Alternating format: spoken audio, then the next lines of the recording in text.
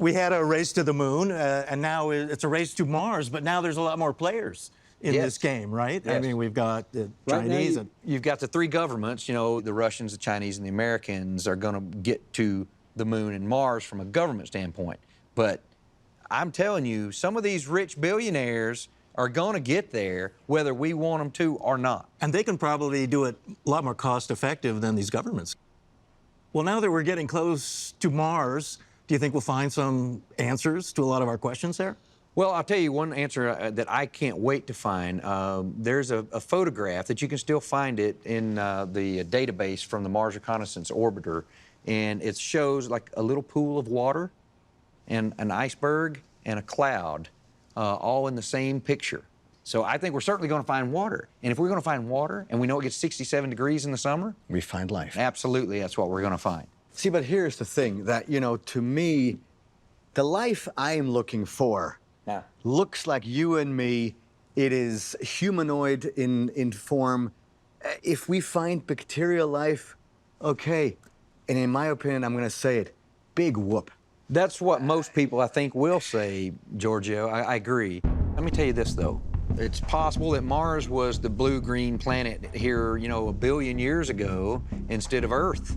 And when whatever happened to Mars, they migrated from there to here. Migration from Mars to Earth? Some ancient astronaut theorists have proposed the incredible notion that the human race did, in fact, originate on Earth's closest neighboring planet. And it is their belief that all of humankind's journeys into space have been leading towards a return to this ancestral homeland. While it may sound like the premise of a sci-fi movie, some scientists have proposed that based on what we've learned about the red planet, this is not such a far-fetched notion after all. Mars, at one time in its past, looked more like the Earth. It was a blue ocean world with a significant amount of water. We know for a fact that billions of years ago, when we were first getting started here on Earth, Mars was a much more clement place, a more clement world in its own. We know that it had a thick atmosphere to shield and blanket the planet. And it would have had organic molecules, the building blocks of all life as we know it. So it stands to reason that maybe Mars had its own genesis, its own origin of life. If Mars was once an Earth-like planet, could it have supported human life? Curiously, researchers have found a remarkable link between human physiology and conditions on Mars.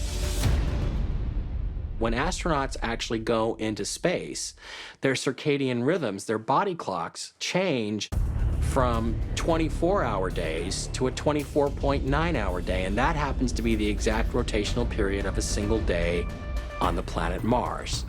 Given the fact that our body clocks are tuned to the planet Mars, not to the planet Earth, that indicates to me that we actually came here from there.